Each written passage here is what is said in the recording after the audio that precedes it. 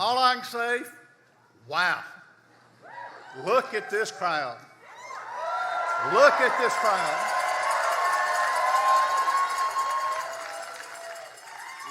When Nikki said we were going to have thousands to come, I said, where are you going to put them? I now know where they're putting, everywhere. They would be in the rafters. It is, and you know, by your presence, you make the Democrats very nervous.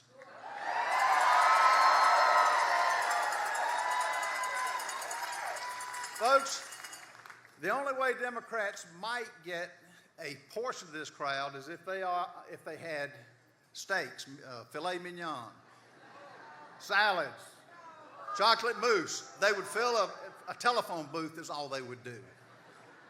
My name is Ralph Norman. I represent the 5th District, and I'm so honored to be in the great city of Charleston, South Carolina. You know, there's something iconic about Charleston and having this event now.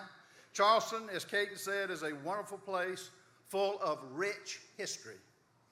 This is important because I know what we are kicking off today will make history.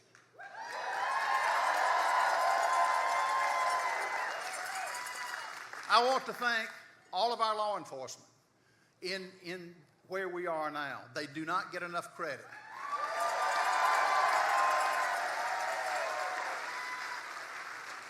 I want to recognize Nikki's husband, Michael Haley.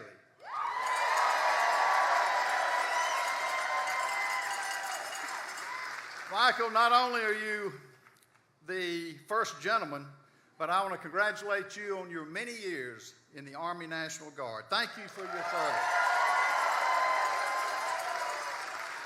Folks, I cannot describe how honored I am to stand here today to speak on behalf of my good friend, Nikki Haley.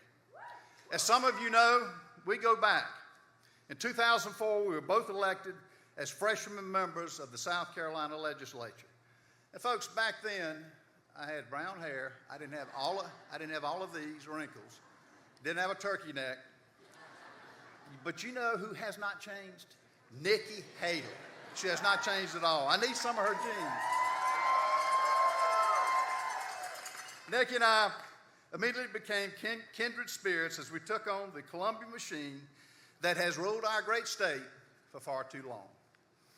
Though we felt as if we were small fish in a big pond, we were really not afraid to stand up to the establishment and the good old boy system. That is why Nikki and I hit it off immediately. I agreed not to fold to the so-called establishment, and guess who didn't either? Nikki Haley.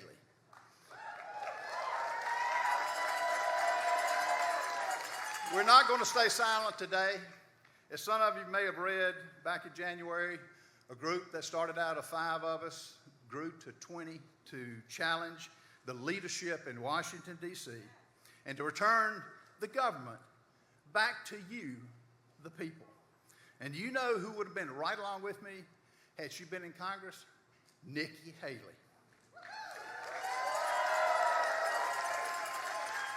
Nikki and I are Republicans, but folks, let me tell you something. We are conservatives first. We can't say that about every Republican in this state or country. Nikki made a name for herself as she stood up for the true conservative values in the State House, and everyone, all of us could see, she was destined for much bigger things. It became very clear to me that God had crafted a purpose for her life, and it did not stop in the State House. When she was first announced her candidacy for governor, I was proud to be one of the first elected officials to come out for her. Nikki led our state to a prosperity that we have not experienced in a long period of time. During Governor Haley's tenure, South Carolina was a national leader in economic development, and that's why she was dubbed the Jobs Governor. She turned South Carolina's economy around and transformed our state into a manufacturing powerhouse. You know,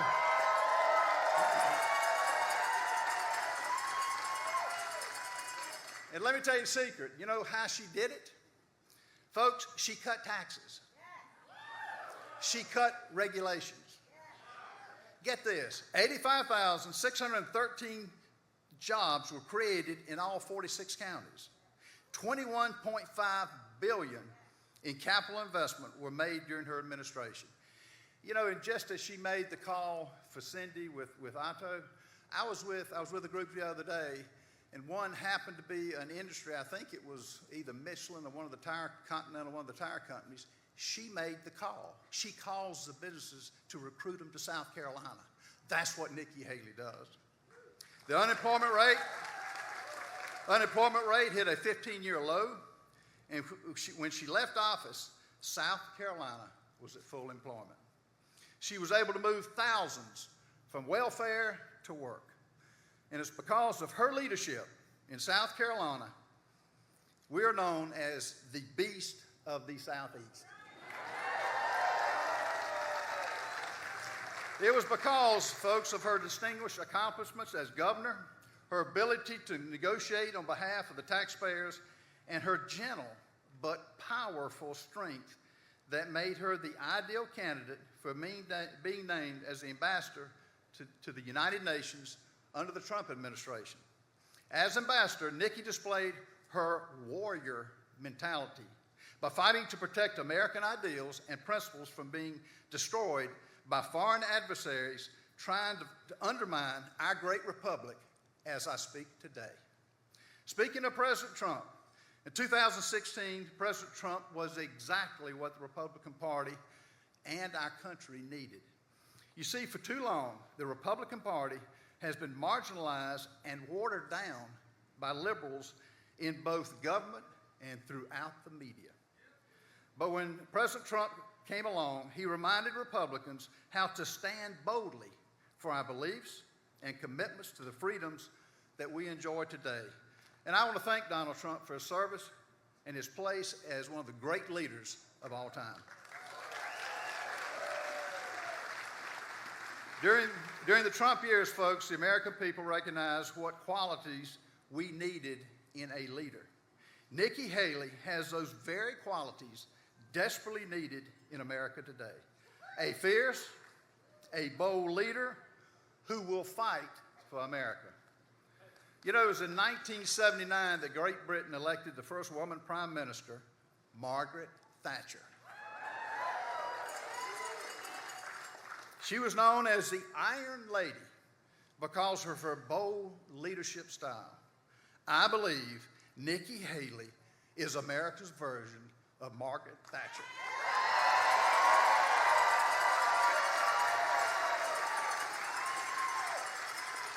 She is a fighter, but she fights in a very calm demeanor.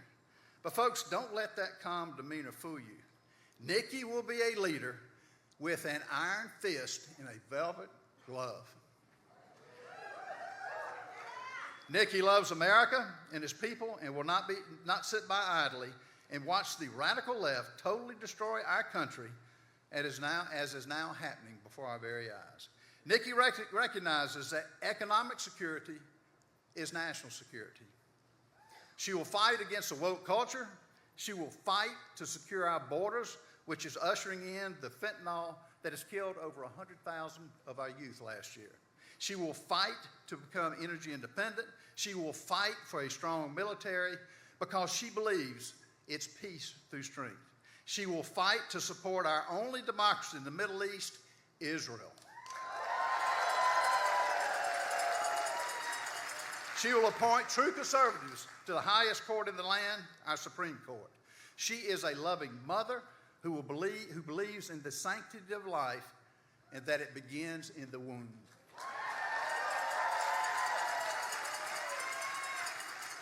And most importantly, Nikki Haley is a faithful servant of our Almighty God. Like most of you here today, I believe Republicans are desperately looking for the new leadership at the top of the ticket. A new, fresh vision for our nation defined by real solutions over political rhetoric. And perhaps most importantly, a Republican nominee who can defeat the socialist Democrats who are currently dismantling the very fabric that has made our country so great for over 232 years. In closing, America is looking for a leader who will fight for American values. They're looking for a leader who will fight to keep America strong and safe. A leader who will fight for the very freedoms that we all enjoy and hope to pass on to future generations. A leader who will fight for America with an iron fist and a velvet glove.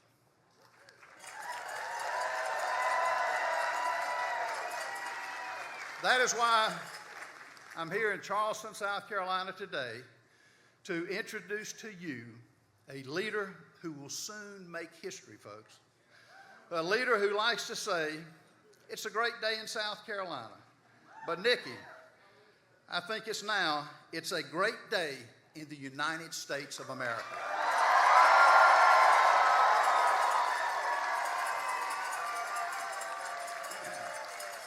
Folks, let me say, I really don't know what title to introduce my good friend. Is it Madam Ambassador? Is it my future governor, my friend, my governor? But here's how I'm going to introduce her.